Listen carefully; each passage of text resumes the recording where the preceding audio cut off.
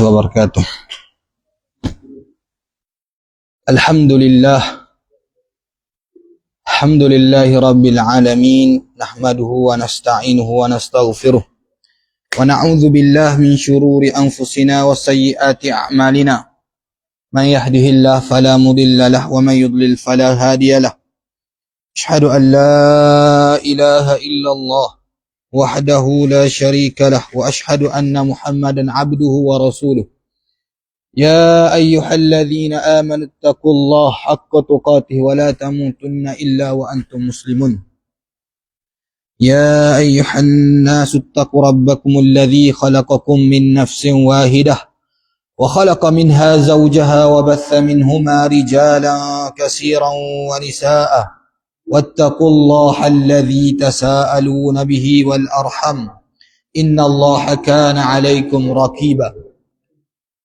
يا أيها الذين آمنوا اتقوا الله وقولوا قولا سديدا يصلح لكم أعمالكم ويغفر لكم ذنوبكم ومن يطع الله ورسوله فقد فاز فوزا عظيما. Alhamdulillah. Pertama sekali dan buat selama-lamanya, marilah kita rafakkan setinggi-tinggi kesyukuran terhadap Allah Subhanahu wa taala. Kerana Allah Subhanahu wa taala Tuhan yang Maha Agung, Tuhan yang menguasai seluruh alam ini, Tuhan yang mencipta kita, yang menjadikan kita sihat, yang menjadikan kita sempurna, telah memberi hadiah yang bernilai kepada kita dengan memilih kita untuk melakukan ibadah yang agung, yakni ibadah salat, dengan cara yang terbaik, itu cara yang disukai oleh Nabi SAW, dengan cara berjemaah di tempat azan dilaungkan. Dan Allah Subhanahu wa taala mengumpulkan kita di dalam majlis ilmu. Mudah-mudahan majlis ilmu ini memberi keberkatan kepada kita, memberi kefahaman, memberi manfaat untuk kita bawa dalam hidup kita. Sebagaimana yang telah lalu kita belajar ataupun kita berkongsi tentang hadis-hadis yang dimuatkan dalam kitab Syama'il Muhammadiyah. Syama'il Muhammadiyah, gambaran Nabi kita. Syama'il ni gambar. Apa tu? Kesempurnaan. Kesempurnaan Nabi kita Muhammad sallallahu alaihi wasallam. Belajar kitab ni tak lain tak bukan kerana untuk datangkan rasa cinta dan sayang kepada Nabi sallallahu alaihi wasallam. Sebagaimana pepatah Melayu duk katalah, tak kenal maka tak cinta. Jadi kita nak mengenali Nabi kita, untuk tahu siapa Nabi kita ni, untuk hadirkan rasa cinta dan sayang kepada baginda sallallahu alaihi wasallam. Yang lepas kita telah baca hadis yang pertama dalam bab babu ma jaa fi khalqi Rasulillah sallallahu alaihi wasallam, cerita tentang fizikal, sifat fizikal Nabi sallallahu alaihi wasallam. Sifat fizikal ni kita tak boleh turut, tak boleh ikut. Nabi adalah makhluk yang sempurna kejadian. Orang yang comelnya dari segi semaknya, dari segi segaknya, kita tak boleh nak turut. Hak tu bukan kerjaan kita. Namun apa kita belajar ni? Kerana kita nak orang panggil kasih kita kan. Sebelum kita nak jadikan dia kekasih kita, tu kena kenal dulu dia. Barulah kita mari rasa sayang, mari rasa cinta, mari rasa kenang. Begitu jugalah Nabi kita sallallahu alaihi wasallam. Walaupun bukan syarat utama untuk kita beriman kepada Nabi ni kan, untuk kenal jasad dia. Tapi bila dah kita ni letak dia sebagai kasih, kita kena kenal lah juga jasad dia lagu mana. Riwayatnya lagu mana, apa tu, rambutnya guana, janggutnya guana, pakaiannya lagu mana. Okey, hari ni masih lagi dalam bab yang sama, masuk hadis yang kedua. Mudah-mudahan saya sempatlah habiskan hadis dalam bab ni. Hadis yang kedua ni, hadis ini diriwayatkan oleh Imam Tirmizi, dan Imam Tirmizi mengatakan hadis ini hasanun sahih. Dengar buat hadis ni, haddatsana Humaid bin Mas'adah al-Basri. Qala haddatsana Abdul Wahhab Thaqafi.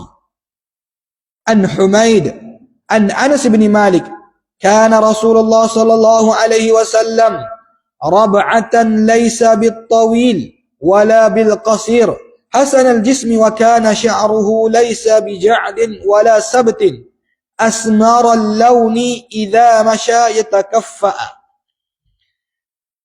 Maksud dia, Humaid bin Mas'adah al-Basri telah menyampaikan kepada kami, dia berkata Abdul Wahhab al-Saqafi telah menyampaikan kepada kami daripada Humaid, daripada Anas bin Malik, dia berkata Rasulullah sallallahu alaihi wasallam orang yang berukuran sederhana tubuhnya, tidak tinggi dan tidak rendah, tubuh yang baik, yakni tegak dan tampan, rambutnya ikal, tidak kerinting dan tidak terlalu lurus, warna coklat kehitaman apabila baginda sallallahu alaihi wasallam berjalan, posisi condong ke hadapan. Jadi Nabi kita sallallahu alaihi wasallam, sebagaimana kita baca hadis ini, masih lagi menceritakan benda yang ada beberapa benda yang sama. Nabi kita ni dia taklah terlampau tinggi dan tak terlampau rendah di kalangan orang Arab pada waktu tu. Bukan tak terlalu tinggi, tak terlalu rendah di kalangan orang Melayu. Orang Melayu nak banding orang Arab, besar orang Arab lagi. Betul tak? Jadi Nabi tu kita kira fizikal orang Arab. Nak duduk dalam masyarakat tu, Nabi taklah terlampau tinggi sehingga orang tengok, orang boleh jauh tahu dah, oh dia ni pelik ni pada orang ni, tinggi lebih pada orang. Tak. Nabi sederhana dan juga tak terlalu rendah. Nampak aib, terlalu rendah. Maknanya Allah Subhanahu Wa Taala jadikan Nabi SAW ni dari sudut fizikalnya, orang panggil tak boleh nak angani ke dia. Tak boleh nak kata buruk kepada dia. Kerana dia adalah insan yang terbaik, insan yang sempurna. Dari sudut, bukan dari sudut akhlak sahaja, tapi dari sudut tubuh badan dia. Bukan syarat, tapi kerana nak suruh orang ni tak menjadikan tubuh badan fizikal Nabi ni sebagai ejekan. Tapi walaupun sempurna gitu, dialah makhluk yang insan yang paling tawaduk, yang paling rendah diri, yang paling menghormati orang, yang paling berlemah lembut dengan orang, bersopan santun dengan orang, walaupun jasad dia sempurna. Ada orang ni bila jasad dia sempurna, comel daripada orang lain, sempurna hebat daripada orang lain, dia mula berbangga dengan fizikal dia. Tapi Nabi tak menunjukkan, Allah nak tunjuk, tengok ni Muhammad, aku buat begitu comel, begitu tampan, tapi dia pandai bercakap dengan orang tua, berhormat orang tua. Dia pandai menyayangi anak-anak muda. Bukan menjadikan kelebihan yang ada pada diri dia untuk dia sombong di hadapan masyarakat waktu tu. Tu hikmahnya. Nabi Allah Subhanahu Wa Taala jadikan tubuh dan Nabi ni orang panggil tak boleh nak tag, tak boleh nak kata, tak boleh nak buruk. Dia tidak tinggi, tidak rendah. Lepas tu tubuh pula tegak. Mana tengok macam orang gagah, perkasa, bukan orang lembek. Rambut Nabi ni ikal, taklah terlampau luruh. Kalau luruh sangat orang lelaki ni tak comel. Nampak macam kata apa? Orang skima kata. Orang skima, orang dak gerak cetong lah, maknanya orang bukan jenis kerja berat. Lepas tu bukan terlampau keriting. Lepas tu warna pula coklat kehitaman. Jadi betul kok Nabi SAW ni rambut dia coklat kehitaman ni. Hadis ni ada kritikan oleh Al-Hafiz Al-Iraqi. Al-Hafiz Al-Iraqi ni ulama yang hidup kurun kedua. Kurun kedua. Mana sebaik-baik kurun sebagaimana Nabi SAW sebut, khairun qarni summal ladzina yalunahum summal ladzina yalunahum. Al-Hafiz Al-Iraqi ni dia antara yang orang panggil, ada bab juga dia mengkritik. Orang biasa kalau orang dengar ni marahlah. Dia mengkritik kitab yang terkenal dalam masyarakat kita ni, Ihya Ulumuddin. Ihya Ulumuddin ni dia bukan kitab hadis, dia kitab tasawuf, kitab tazkiyah, penyucian jiwa. Kita ni baca sekarang ni kitab yang ditulis oleh Imam Tirmizi. Yang kritik dia siapa dia? Al-Hafiz Al-Iraqi, kritik Imam Tirmizi. Begitu juga Al-Hafiz Iraqi ni dia pakar dalam bab sanad ni. Kita tengok, dia kritik juga hadis dalam Ihya Ulumuddin. Ihya Ulumuddin kitab hadis, kitab tazkiyah. Saya sebut dah minggu lepas, bagaimana ulama ni dia ada kelebihan masing-masing. Bukan semua bab dia tahu belaka. Begitu juga lah ustaz hari ni, bukan semua bab dia tahu belaka. Mungkin bab pemerintahan, bab politik, bab siasah, ada ustaz ni pakar. Tapi dia bukan pakar bab sirah. Sebagaimana isu yang berlaku 2-3 hari ni. Bila ada di kalangan ustaz yang menuduh Abu Bakar sebagai seorang ceti. Kita orang panggil sabikul lisan tu biasa. Ketergelinciran lisan, tersalah. Itu benda biasa. Sebab tu saya pun rakam ni bukan kerana saya ramai tengok. Tak, seorang dua orang je tengok. Sebab apa saya rakam, saya nak dengar semula. Takut-takut saya sampai ni salah. Macam surah Haji Yahya 2 minggu lepas. Saya dengar mula, rupanya salah. Saya salah terjemah. Daripada kambing kepada biri-biri. Jadi kalau tu silap faham tu umur. Jadi alhamdulillah bila kita dengar semula, kita betul semula pada minggu lepas. Alhamdulillah. Makna biasalah ustaz tersalah cakap ni, biasa. Kerana dia juga manusia, tak sempurna. Al-Imam Al-Bukhari, Imam Ibn Taymiyah pernah mengkritik hadis yang dalam Imam Bukhari. Makna menunjukkan, sedangkan Imam Bukhari ni hadis dia hadis yang paling sahih selepas Al-Quran. Apa Allah Ta'ala buka ruang tu juga kerana nak menunjukkan Imam Bukhari hebat setara mana dia juga manusia. Dia akan berlaku salah dan silap. Jadi bila ada tersebar seorang ustaz, dia cerita bahawa Abu Bakar merupakan ceti, orang panggil alung pada zaman jahiliyah. Ini kita kata walaupun itu adalah pada zaman jahiliyah, tapi bila kita belajar sirah, kita belajar kitab sirah, kita tak akan pernah dengar riwayat buruk pasal Abu Bakar. Abu Bakar ni riwayat dia banyak cerita. Dia ni memang dia banyak duit dan dia banyak bagi pinjam kepada orang. Tapi dia tak memeras orang, tak memeras ugut orang. Bahkan dia menjadi orang yang kalau siapa yang berhutang tak mampu bayar, dia yang akan jadi penanggung. Bakar. Masa dia zaman jahiliyah tu orang baik dah. Orang juh dah. Bahkan dia ni dikatakan tak pernah minum arak. Di kalangan sahabat lain minum arak pada waktu tu. Jadi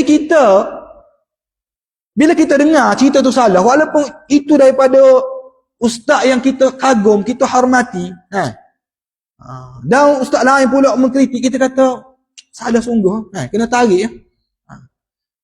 Dan kita ni ustaz kita, saya sendiri sebagai ustaz, moga-moga Allah Ta'ala jaga kita lah. Bila kita ada buat teguran, kita kata jangan tegur melulu. Betul, orang lain tegur tu sebab apa? Sebab mulut kita. Kita berbicara melulu. Berbicara tanpa berfikir, berbicara tanpa ilmu.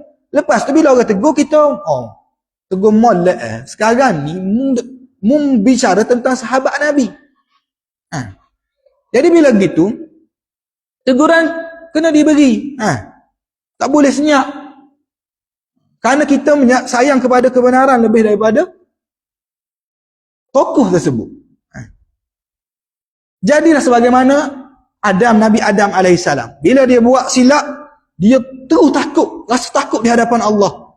Sebagaimana doa yang kita selalu baca, Rabbana zalamna anfusana wa illam taghfir lana wa tarhamna lanakunanna minal khasirin. Nabi Adam doa, wahai Tuhan, aku telah zalim diri aku. Ni bila orang tegur, kita pun kata, banyak rasuah banyak lagi, ketirisan banyak lagi. Apa tak boleh nak tegur benda isu ni? Ada orang ada kepakaran dia masing-masing. Orang yang tak tahu bab politik negara, dia nak tegur mana bab tu, dia bukan tahu. Tapi dalam bab sahabat Nabi dia tahu, dia kenal. Bila kita dapat teguran gitu, tugas kita apa? Okey, betul ke aku mengajar salah ni? Cek semula. Kalau salah, bersedia untuk tarik. Ya, mudah untuk mengungkapkan. Bila kita salah, kita minta maaf, mudah. Tapi nak buat, dia akan mari rasa akan down, menjatuhkan diri kita. Tapi sebenarnya Allah Ta'ala akan angkat. Saya ni mulut je boleh sebut gini. Kalau saya lepas ni, ada orang tegur, beri kritikan apa semua, adakah saya boleh terima selalu? Tak juga mungkin. Kita nak cek balik, betul tak aku mengajar ni? Jadi sebab itulah kita nak sebut Nabi kita SAW, Allah Ta'ala jadikan sempurna tubuh badan dia. Tetapi dia seorang yang begitu tawaduk. Tak menjadikan tubuh badan dia yang hebat, yang comel, yang tampan, yang gagah perkasa nampak ni, menjadikan dia tak hormat kepada orang, yang menjadikan dia tak sayang kepada anak muda. Bahkan dialah orang yang paling sayang kepada anak muda, bahkan dialah orang yang paling menghormati orang tua. Bahkan dialah orang yang begitu lembut dalam percakapan. Semua orang selesa dengan dia. Tak boleh nak jadikan hujah bahawa Nabi kita SAW ni, oh dia ni mata pada hebat agak, sombong dengan orang tua. Tak ada. Bahkan kalau buatlah, dia buat gitu selalu, Allah Ta'ala tegur lalu. Dalam surah Abasa wa Tawalla, bila Nabi SAW duduk berhadapan dengan apa orang panggil pembesar-pembesar Quraisy. Nabi nak berdakwah dengan pembesar Quraisy. Tiba-tiba mari siapa tu? Abdullah bin Ummi Maktum, seorang yang buta, mari nak tanya hukum kepada Nabi SAW. Nabi rasa terganggu. Abdullah bin Ummi Maktum tak salah, kerana Abdullah bin Maktum dia buta, dia tak tahu Nabi SAW tengah bercakap. Dari sudut adab, betul lah salah Abdullah bin Maktum mari ganggu majlis Nabi SAW, tapi dia tak nampak. Dia ada keuzuran di situ. Dia mari jumpa Nabi, Nabi rasa terganggu. Nabi kata, hak ni rasa lebih penting lagi. Nabi palingkan muka. Maka Allah Ta'ala tegur Nabi SAW. Sedangkan Abdullah bin Maktum tak berasa hati pun. Tapi Allah Ta'ala jaga Nabi dia ni, supaya begitu syumur, begitu comel akhlak Nabi SAW. Ni gak kita mata ada jawatan hebat berapa semua. Tubuh badan kita pula hebat sempurna. Kita mula memperkecil-kecilkan orang.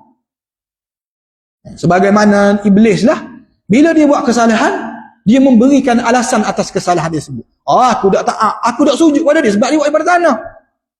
Aku ni daripada api. Itu masalah kita hari ni. Dia sifat sombong ni dia boleh kena pada siapa-siapa. Dia kira lah dia tu ngaji tinggi mana, hebat setara mana, belajar lama mana, dia boleh kena. Mudah-mudahan Allah Ta'ala jaga kita, sebab kita tak mampu. La haula wa la quwwata illa billahil aliyil azim. Tiada daya dan upaya kita nak buat, nak jaga ni, melainkan dengan apa yang Allah Ta'ala beri kekuatan kepada kita.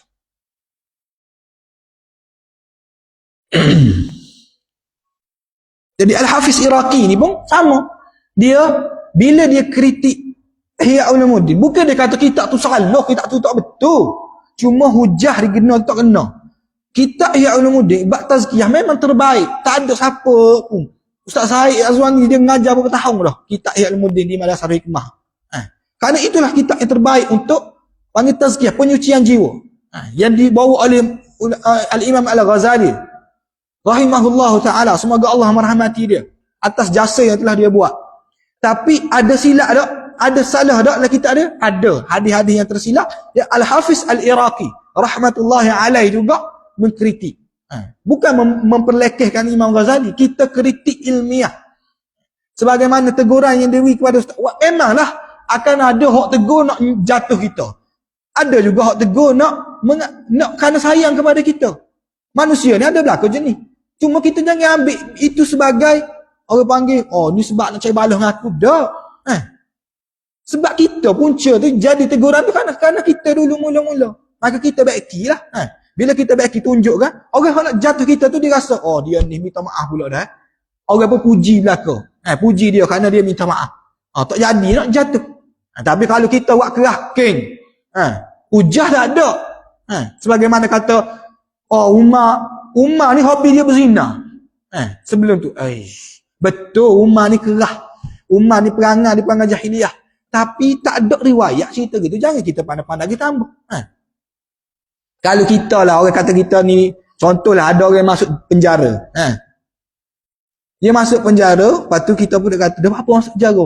Oh dia ni teruk. Dia masuk penjara tu, pergi zina dengan bini orang. Pergi rogo anak orang. Hakikat sebenar, dia masuk penjara tu apa? Sebab dia beri IC ke orang lain. Contohlah dia. Dia beri IC ke orang lain nak berisi minyak. Kena jaga 2 bulan. Sebab apa? Sebab tak mampu bayar denda. Kena penjara. Jadilah banduan dia. Lepas tu kita kata, kita sebut dia bahawa dia ni masuk penjara sebab kirogo orang. Lepas tu bila dia keluar, kita bagi tahu anak kita tak usah ikutlah dia ni masuk penjara ni. Tak ikut. Lepas tu orang pun tanya, bukan dia ni masuk penjara sebab IC ke orang lain ke? Dia kata, tak apalah, serupa je. Asal nak beri pengajaran. Jangan jadi seperti dia sampai masuk jaga. Dia ikut peraturan, ikut undang-undang. Serupa je, tak apalah ke.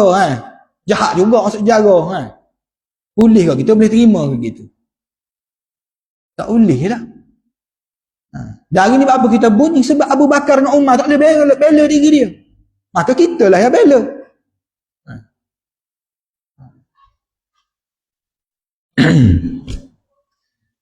Jadi Al-Hafiz Iraqi dia komen dalam hadis ni, dia kata warna asmarul launi ni maksudnya coklat kehitam-hitaman ni, riwayat ni tak bagi dhaif.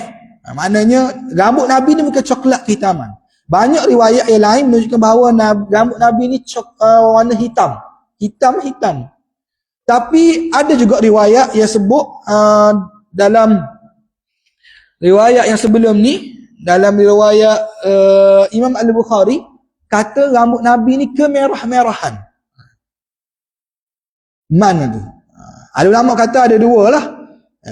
Merah-merah tu, nampak kemerah-merahan tu, sebabnya Nabi SAW ni dia suka pakai minyak rambut. Bila minyak rambut, bila kena cahaya matahari menyebabkan nampak daripada jauh tu kemerah-merahan. Dia bila minyak lah, rambut tu minyak, kena cahaya matahari tu nampak daripada jauh tu macam coklat, macam warna kemerah-merahan. Tapi bukan kerana Nabi dah. Ada setengah ulama kata Nabi warna rambut dia.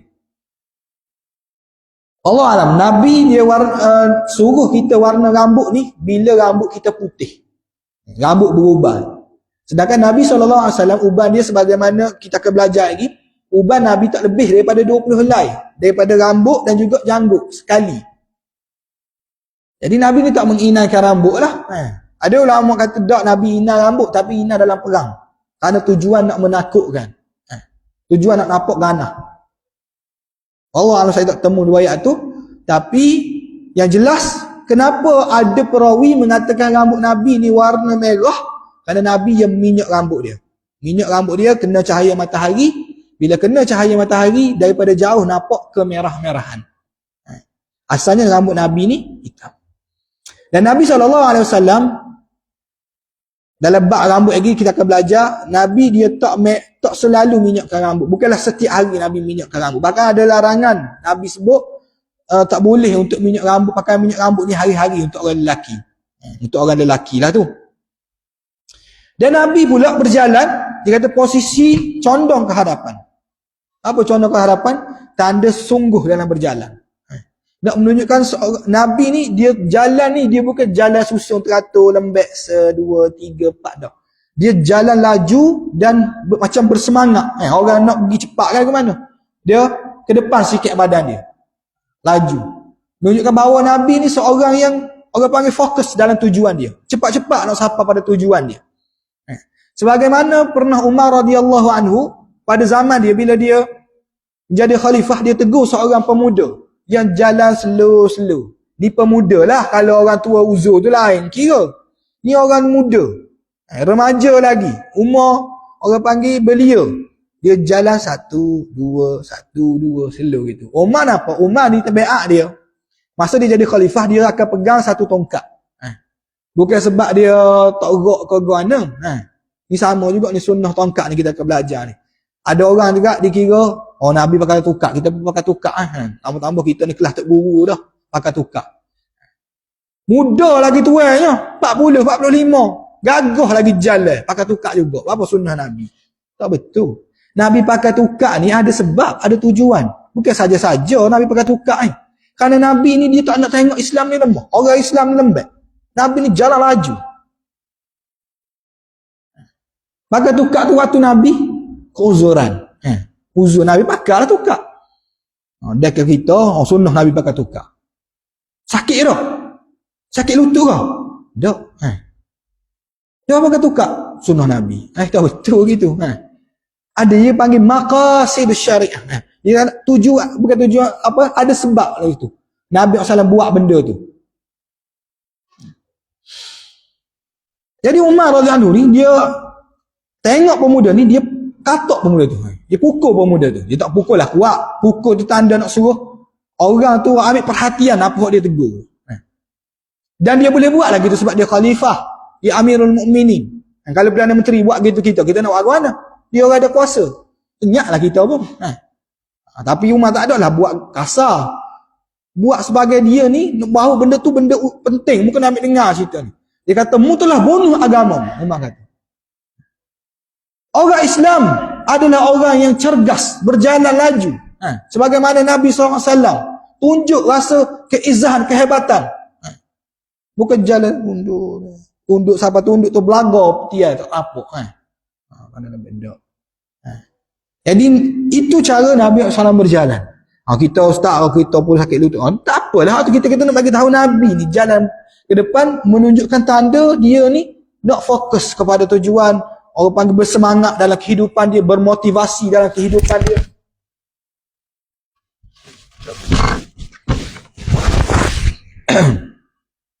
Jadi itu Nabi kita sallallahu alaihi wasallam. Hadis yang seterusnya, haddatsana Muhammad bin Bashar qala haddatsana Muhammad bin Ja'far qala haddatsana Syu'bah an Abi Ishaq qala sami'tu al-Bara ibn Azib yaqul kana Rasulullah sallallahu alaihi wasallam rajulan marbu'an ba'ida ma baina al-mankibain azim al-jummati ila shahmati udhunayhi alayhi hullatun hamra ma ra'aitu syai'an qattu ahsana minhu.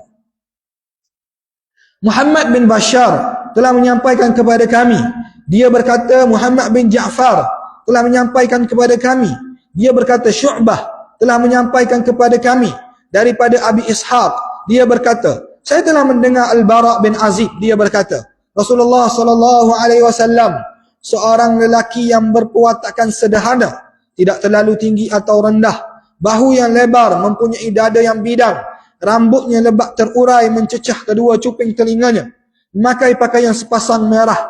Tidak pernah saya melihat suatu pun lebih tampan daripadanya. Okey. Hadis lain sama je. Cuma dalam hadis ni dia sebut Nabi memakai kain sepasang warna merah. Pakai warna merah ni dia ada perbahasan fiqh.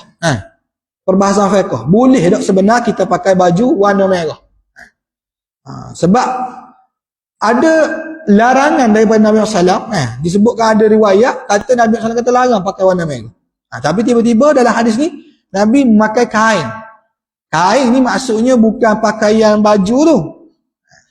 Selendang dan sebagainya lah. Kita tengok pandangan yang pertama. Pandangan yang pertama boleh secara mutlak. Siapa dia ni? Disebut oleh Ali radhiyallahu anhu. Ali radhiyallahu anhu, kalau tabi'in pula Sa'id bin Musayyab, An-Nakhai dan selainnya lah. Dia kata boleh sebenarnya pakai baju, kain ataupun baju warna merah. Siapa tu? Ada juga pandangan yang kata, ini tidak disebut siapa yang kata, cuma ada pandangan ni. Saya pun pernah dengar ada orang yang bawa pandangan dalam pengajian, cuma dia tak bawa riwayat siapa. Saya pun tak tahu juga. Tidak boleh memakai pakaian merah secara mutlak. Secara mutlak tak boleh, haram. Sebab apanya ada perbahasan pakaian merah ni? Sebab merah ni, merah macam ni merun. Merah ni warna terang. Bila warna terang, dia menarik perhatian orang. Asal agama ni tak suka pakaian yang boleh menyebabkan orang jadi tertarik. Jadi Al-Hafiz Ibn Hajar, dia kritik pandangan ni. Dia kata pandangan ni adalah pandangan yang salah. Dia kata tak boleh pakai pakaian merah secara mutlak, bahkan haram hukum dia. Itu pandangan yang kedua. Pandangan yang ketiga, hukum makruh. Dia kata makruh pakai baju warna merah ni, pakai yang warna merah. Bila hak makruh tu? Bila pakai warna merah seluruh dia. Tapi kalau ada corok-corok sikit, ada line-line putih sikit, tanda masuk orang panggil capung warna merah, tak ada masalah. Macam kita kalau pakai baju Melayu, ada kain warna hijau atau kain kuning putih ke apa, itu tak ada masalah. Dia panggil makruh. Ni pendapat siapa ni? Pendapat Mujahid. Mujahid ni siapa? Anak murid kepada sahabat Nabi SAW. Kalau tak silap, anak murid kepada Aisyah radhiyallahu anha, isteri Nabi SAW. Pendapat Imam Malik pula, Imam Malik kata makruh memakai pakaian merah jika niat untuk berhias atau bermegah-megah. Kalau pakai untuk menunjuk orang, sebab apa kita tadi? Warna merah tu dia menarik perhatian. Pakai tujuan ke apa? Tujuan memang suruh tengok. Maka ni makruh. Taklah sampai tahap haram. Tapi tak boleh pahala lah kita makruh ni. Rugilah kita. Sedangkan bila kita pakai pakaian start pula dengan bismillah pula pakai baju. Boleh pahala lah, setiap niat nak tutup aurat, boleh pahala. Tapi kalau pegang pada pandangan Imam Malik, pakaikan merah gini, makruh, tak boleh pahala kita. Pandangan yang seterusnya oleh Al-Imam Al-Khattabi. Al-Imam Al-Khattabi ini dinukilkan oleh Imam Ibn Hajar Al-Asqalani dalam Syarah Sahih Al-Bukhari dia. Imam Ibn Hajar Al-Asqalani ini imam mazhab Syafi'i lah. Dia kata diharuskan memakai warna merah yang mana benangnya berwarna merah. Benar tu warna merah, bukan dia celup, bukan celup warna. Benar tu warna merah, maka boleh pakai. Jadi kita nak pakai pendapat mana? Kalau saya kata pendapat Ali radhiyallahu anhu ya, lebih tepat boleh pakai warna merah. Sebab apa? Sebab melihat wakil tempat kita ni. Oleh kerana orang lain ni tak cara dah kita pakai warna gapo pun. Betul tak? Bahkan warna pink sekalipun, dia bukan menjadi warna khusus untuk wanita. Tak ada dah lah ni.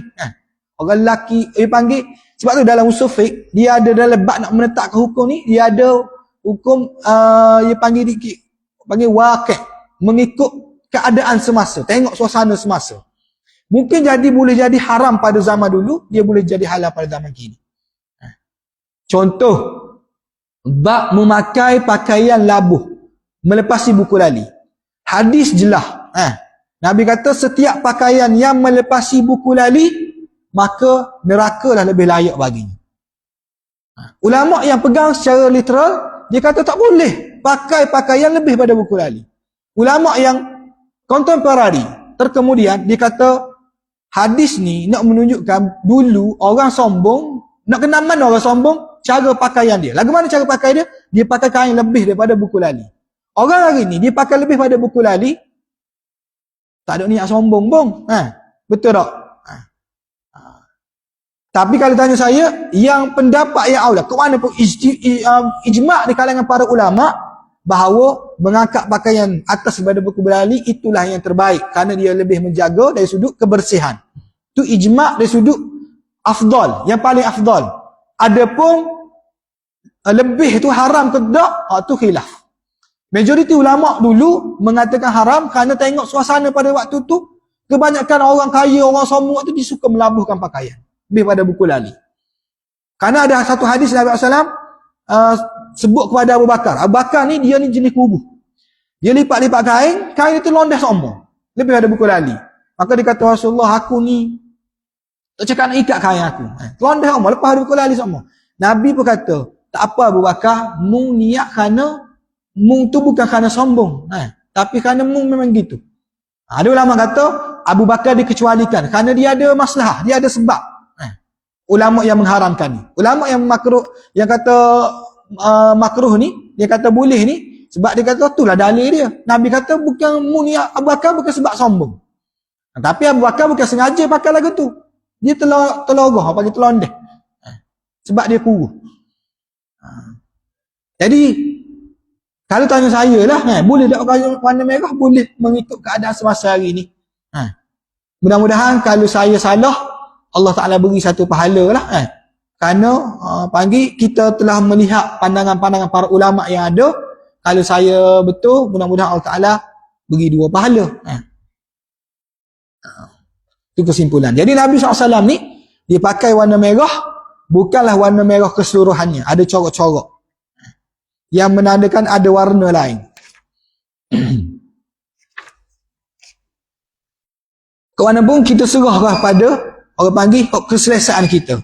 Sebab itulah kalau kita mengajar kitab Bidayatul Mujtahid, kitab Ibn Rushd yang ditulis oleh Ibn Rushd lah dalam mazhab Malik, dia akan bawa ke semua 4 pendapat para ulama, mazhab Maliki, Hanafi, Hambali, Syafi'i. Lepas tu, dia tak buat kesimpulan. Kesimpulan dia, terserah diri pada orang belajar, nak ambil orang mana. Kalau orang kata dengar, ada larangan ni, jadi saya selesa, lebih selesa, tak pakai. Macam saya lah, kalau saya lah ni, dari sudut labuh pakaian ni, kalau tanya saya lebih selesa mengakak pakaian tu lebih atas pada buku lali. Sebab hadis tu jelas. Cuma saya kata dah, ulama berkhilaf dalam ni. Tok guru saya pun ada hak jenis pegang kerah lagu tu, ada hak yang melabuhkan pakaian gitu. Boleh belakang, tak ada masalah. Jadi jangan jadikan sebab ni kita bergaduh, kita balas benda ni. Sedangkan pendapat ulama tu terbuka luas. Jadi wallahu alam, kita sempat 3 hadis hari ni. Kalau kira ada berapa hadis lagi bab ni banyak lagi ni 8 lebih kurang 10 hadis lagi. Kalau baca-baca laju lagi tu insya-Allah lah sehari pun boleh habis. Untuk bab ni sahaja. Tapi kerana kita nak hurai-hurai sikit, jadi tak boleh habis. Jadi alhamdulillah hari ni kita dah belajar tentang bagaimana sifat fizikal Nabi, bagaimana cara berjalan Nabi sallallahu alaihi wasallam, dan apa hikmah Allah Subhanahu taala jadikan badan Nabi yang sempurna di antara orang lain. Kerana apa? Nak menunjukkan bahawa Nabi ni dia bukan sempurna dari sudut akhlak percakapan sahaja, sebuah badan sahaja, tapi akhlak pergaulan dan sebagainya. Walaupun tubuh badan dia sempurna, dia tidak jadikan sebab tubuh badan dia yang sempurna itu untuk menyombongkan diri di hadapan manusia lain, ataupun untuk menggunakan hujah mu tak dengar cakap aku, mu tu hitam contoh mu tu pendek, mu tu lonjong tinggi lajak, tengok aku ni sempurna ni, dengarlah kata aku. Tak, Nabi tak gunakan benda ni sebagai hujah untuk berdakwah. Jadi apa yang baik itu datang daripada Allah, yang nama kesalahan sendiri. Qul qawli hadza astaghfirullahal azim li wa lakum. Assalamualaikum warahmatullahi